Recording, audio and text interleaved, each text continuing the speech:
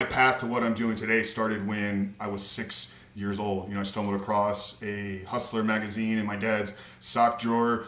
Taught me a lot of different things though. Right then and there, I've really been trying to understand how this shaped the trajectory of my life. Number one, there was this sense of curiosity, right? With the female body at such a young, ripe age, not knowing why this woman in this image made me feel any different than any other body that I want. But that set me on this cascade of almost 30-year addiction. But what it also did, Eric, and I think I was telling you this before we hit record, is it began to shape my identity as somebody that could keep secrets. And it was okay to do that, right? Because my dad had secrets from my mom. My dad had secrets from us. These were things that he was consuming and participating in that he never talked about with any of us. So it set me down this path where it didn't matter what I was doing, through school. I was, an A+ student in multiple varsity sports letters, and I got into my 20s, started having some success in the corporate world, started getting into leadership training, running teams of 65, 80 people, when I was 22, 23 years old, like things that I would have never thought I would be doing. And then I got into bodybuilding, had some success there, like really learned the power of discipline, work ethic, delayed gratification, putting things off for the longer call. But at the same time, I had all these secrets in my life. I had this behavior, I had this addiction. I had what I thought was just an odd sexual compulsion that I wasn't really willing to talk about with anybody else.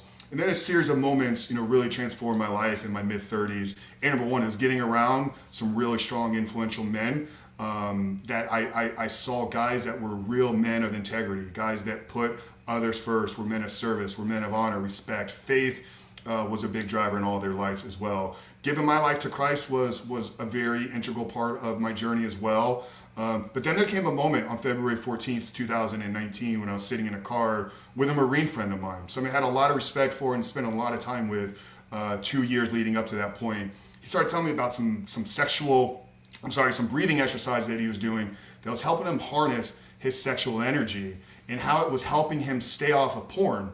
And up until that point in my life, Eric, I had never talked to another grown man about pornography addiction, about struggles, about lust, about our inability to really manage these things.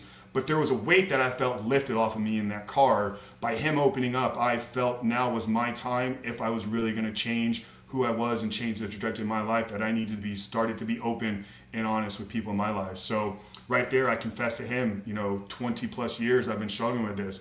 At this point, I'd spent maybe 3 to 4 months trying to understand the brain and is there really an addiction tied to this? Like I said, I never really thought about it as an addiction. I'm like, I'm just an overly sexual person and this is where I go to satisfy it. And yeah, it's a little odd that I'm watching porn in some of the places that I was, and I would, miss social gatherings, I'd stay at home, or oftentimes I would go out only to want to come back home and end the night in front of a screen. Yeah. But by me opening up there, I felt something change inside of me, and it set me down the path where I just wanted to tell everybody. So for like the next 6 weeks, I literally scheduled meetings, appointments, Zoom calls with all my friends and just started telling them like, hey, I've been struggling with this, but I'm working and I'm committed to overcoming it. And there was an interesting thing that happened because I had a lot of fear, especially in the beginning with Zach. Like, what's he gonna say? How's he gonna judge me? Zach opened up his arms, gave me a massive hug, and he's like, dude, it's gonna be okay. Like, a lot of men are struggling with this.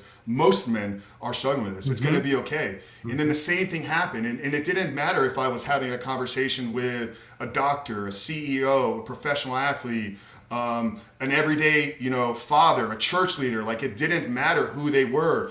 The reaction from them was always the same. The arm went around me and said, it's gonna be okay. You took the biggest step though, Frank, with owning it, with admitting it, and then taking the responsibility that you were gonna change your life. So that's a little, 3.5 years ago.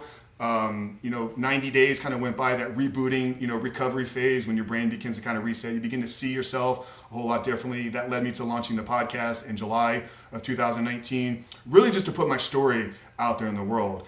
I didn't know a lot about porn addiction. I didn't know that there was as much podcasts and coaches and other people like yourself that were out there, but I saw an opportunity with somebody that had achieved a level of success in his life, but also was struggling with it. Like, I had tools, man. I had studied personal development. I'd studied human performance. I'd studied human nature, psychology. Like, I thought I had the keys to success and I'm still struggling with addiction. What about the guys that haven't gone down the path of education that I've gone down? What about the guys that are maybe don't have as much discipline and willpower because they haven't been forced to develop that in themselves? Maybe they could benefit from hearing some of the things that I was doing. So the original podcast was really just to put my story and others out there into the world. And that led us 6 months later, we're getting a lot of inquiries and requests for coaching. So on July 28th of 2020, that was really the soft launch of Rebuilt Recovery, just seeing if I had what it took to help men. So the first 6 months was, from the coaching perspective, was really just walking guys alongside, literally side by side with them. And now we built that into a curriculum. We have a course available, group coaching, one-on-one coaching, everything in between.